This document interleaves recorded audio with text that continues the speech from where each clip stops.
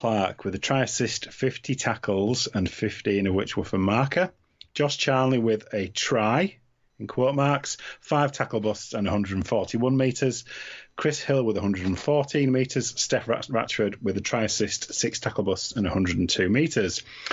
For Leeds, Ash Handley with 202 metres. Harry Newman, 2 tries, 137 metres and 2 clean breaks. Zen Tetavano, 129 metres, and Mikolaj Lechki with a try and 119 metres. Yet more disciplinary stuff from this one. Seems to be becoming a theme. Jack Hughes, 1 match penalty notice for a grade B even, dangerous contact. Late hit. Darryl Clark. That must be the incident he was sin-binned for, mustn't it? Yeah, I would guess so. Yeah, it was a late hit. Darryl Clark, 1 match penalty notice for tripping. Luke Gale. I can't believe that wasn't picked up at the time. It was so blatant. It was on Gale, wasn't it, in the build-up to the Dwyer try? Yeah. I thought it could have been sin-binned at the time. Because it was also preventing Gale from being able to get through and score himself in the first instance. Yeah. Anyway, in Leeds, Luke Gale has a grade B contact with the referee. He originally a 2-match penalty notice. It was downgraded to an A with 1 match missing for him. Demonstrating to the RFL there, demonstrating to what's his chops at Wakefield, Michael Carter, that appeals do sometimes result in a change in the decision. Just occasionally, just often enough to make you keep coming back. And last one, Matt Pryor had a caution for dangerous contact. First fan viewers from EFC78JU who said, "We were so lucky to nick it near the end to a George Williams drop goal. He has had a great performance on his day. Well, great end, I think. Leeds were so near to winning the game and making us and Wigan have a gap between 3rd and 4th. Don't know why Jack Hughes got sent to the bin. Chris Kendall gave a penalty and then sent him to the bin. Onto Hull FC. Do not slip up. Come on, the wire." He got sent to the bin for a late hit, consistent with what we've seen all year, I think. Yeah, those have been punished by yellow cards all year. He can have absolutely no mourning about that. No. Mark Butler says, Georgie Porgy, pudding and pie, kicked a drop goal through the sky. He's doing what we all should fear. Perhaps it's going to be their year. We can all do without this after everything everyone's been through. Fan review of the week, early contender. Yeah. It's definitely up there. Mike Dodd 22 said, "When Jack Hughes got sent to the bin, I was regretting the late decision to go to the game. But the scamper from Danny Walker and the drop goal made it all worth it. It's why we love Rugby League. Mulhern did well off the bench and Ratchford was very solid at fullback." PLB the Viking says, "Another good game for the neutrals, but only be talked about in the context of the officials. Firstly, we need to scrap the on-field call. How did Kendall give it as a try when he wasn't in position to see the grounding? It then goes upstairs and despite numerous replays when the ball doesn't look like it's touched the ground, a try is confirmed by the video ref. If it had gone up as no try, it wouldn't have been awarded." If it had gone up without a live call, it wouldn't have been awarded. It's the level of proof that's required, isn't it? It's just doesn't feel right. No, this is the thing. For me, I think the touch judge had part to play in terms of the live call of it being a try. But I mean, there was no evidence that this got onto the ground. Absolutely none. For me, it wasn't even a debate. I looked at it once, and it was no try. So, yeah, again, it's I've written in my notes about the live call being bullshit. So I completely agree with you, Paul. I just think we've got to a point now where we've seen I get the concept of the live call, especially in the context of not all of our games are on TV. So putting an extra emphasis on what the referees say, but I think they still referee it differently when it's on TV because they've got that backup. But they don't have a backup if this doesn't get overturned. If something like this doesn't get overturned, to me, it's the system isn't right. Yeah, 100%. This was not a try. This was not a try through anybody's view. It's not even debatable as far as I'm concerned. And who was the video referee?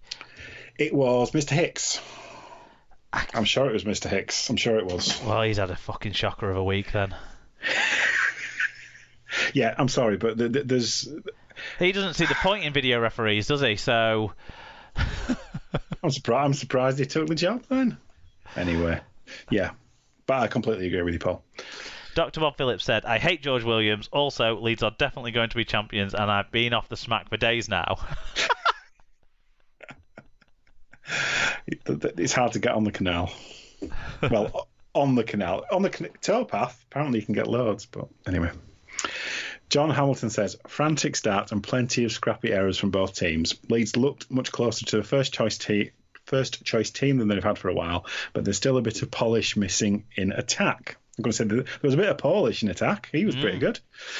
Myler, Dwight and Newman were brilliant, and Reece Martin doesn't miss goal kicks. Still waiting for my turn at stand-up. Always in our shadow said, it's a try, it's a try, it's a try. Like, fuck it was. How could anyone say the ball was down ever? Nice to see the widos fucked over by the officials for a change. And Neil Armstrong says, as a Leeds-based Wire fan, a thoroughly enjoyable game. Took my daughter to her first evening match and first game at Headingley. Thanks to George Williams for removing any question of her switching allegiance. Not only his drop goal, but a post-match double debut photo. No debate on Charlie's try. In brackets, it wasn't. But another win whilst playing only okay. Getting giddy at the thought of Williams and Widdop together now, though. So we've covered the big topic, haven't we? With that try that was never a try. Consider that decided. Yeah. What else did you make of it? And also, in the context of the game, how important did you think that was, that incorrect decision? Well, it was massive because the first thing I've noted is that for me, this felt like it was the first kind of big match for like 18 months in terms of like a crowd, and I don't know. Do you know what I mean? It felt like a big contest. Good crowd in, noisy crowd in. It felt like it was a bit of a, an actual contest, and actually an event of a game for me, which I haven't been able to say, frankly, very much recently. Having said all that, I didn't think the game was particularly good. There was far too many mistakes, lots of drop ball, stupid mistakes after scoring tries. That kind of stuff is it's a coach killer, isn't it? Leeds get in front, then they knock the ball on, let Wire in, then they do it again. That's it was isn't it? Leeds looked so good, apart from when they were shit. Yeah, basically they had two paces in this game, didn't they? Either this Leeds side's on a real roll, they're looking good, or oh fuck, they've just given possession over right on the line again. Yeah, and this, to me, this is why they're at a 50% record. They are the epitome of the median average this year for me. Sometimes they're good, and sometimes they're bad, and it's about 50-50. And sometimes that's in games, sometimes that's between games, but they have flashes of brilliance. I mean, Newman was brilliant in this game. Class above any other attacking player in this game. Fantastic scores. Looked incredibly dangerous with the ball in hand. What a player Harry Newman is and will continue to be. Yeah. If there was a World Cup this year, he'd have been playing in it. Yeah. No question. As it is, he's got another year to build himself back up. So, yeah, brilliant play from Newman. Credit Myler too. Myler's pass for Newman's opening. Yeah, that was sweet. Brilliant. That was sweet. That soft hands is it's a halfback skill at fullback, isn't it? And that kind of really helps. But whilst in contact as well, and I thought it was great. Yeah. No, for me, Leeds deserved to be in front at half time. That they were the better team, even though they'd fucked up with some stupid mistakes. We've talked about the no try. That's enough to say. But yeah, of course it had a massive impact, because otherwise we wouldn't have been talking about drop goals, because they'd have been behind. We also wouldn't have been talking about drop goals had Leeds not thrown a ludicrous forward pass in their own half with 5 minutes to go. Well, there's that too, and then they were obviously tiring. Having and Danny Walker just killed them with pace. If you can inject a player like that with 5 or 10 minutes to go, it's exactly what you need to do. I got the sense he'd been chewing the coach's ears off to get him on earlier, because when old Chinny, old Chinless Wonder, went up to him after the game, I think he sort of was saying something, see, I held you back to the right point, when really all the credit should be on Danny Walker. Yeah, because at that stage in the game, speed kills at the play of the ball, and Leeds were already looking fatigued, and they just couldn't cope with that kind of pace, without question. God, Williams drop goal. I mean, I don't know what to say really. For me, he'd been very quiet in the game. Hadn't done masses. Not that you can expect that first game up. It's a bit unreasonable. I also think he didn't do anything particularly poorly or wrongly, and no, he was just quiet. I think it's a sign of his time out of the game and first game with a new side, and also additional to that, I think it's also a demonstration of his increased maturity as a halfback. And he was there, and he wanted that big moment at the end. And there's times in his career before where he's maybe shied away sometimes from the big crucial moments right at the end of games. But in terms of, he hasn't got a lengthy list of drop goal successes in his time. So yeah, I hate to see it. It breaks my heart all over again. But he did good. Yeah, he did. He did good in that moment, but why shouldn't be under any illusion. They were lucky to beat a in and out Leeds side, I would say. But yeah, I don't have anything else to say on that one particularly. Nope. Then we're into the Monday night wilderness as far as I'm concerned, but I'll do my best. I've watched the highlights. I've had a little read up, but Castleford versus Huddersfield. I think it was Marcus Griffiths that was the referee. It looked like him on the highlights. It was 20 points to 6 to Huddersfield Giants at half-time. A advantage they maintained, in fact extended, winning 34 points to 16 by the close. Huddersfield made more errors and conceded more penalties, although wins on other key stats saw them home 243 more metres, made at 1.5 metres per carry better average gain, helping to make 2 more breaks. Also a better team tackle success rate. So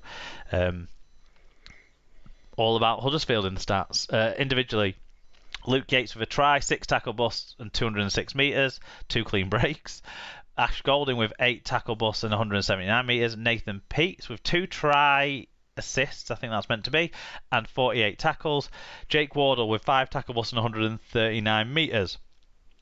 For the cast side, there were still some good performers. Daryl Alford, 6 tackle busts, 180 metres. Nathan Massey went both ways, 40 tackles and 170 metres for him. Brad Graham, who was on the wing, but I'm sure he's not a winger, but anyway, he scored a nice try on the wing, 1 try, 112 metres. And young little Kane Robb with a try assist, 51 tackles, 13 of which were marker tackles, and 5 tackle busts. He came out for praise from his coach in this game. From the disciplinary, Sam Hall for Cass got a grade B dangerous throw, 1 match penalty notice for the youngster. We didn't get any fan views on this game. I think, Alan, this was in the bracket of games where I forgot to put them on the sheet. I got halfway through updating the fixtures for this round and just missed the rest off. I don't know. This one just fell off the world. It never happened. I've no excuse other than my mind was elsewhere.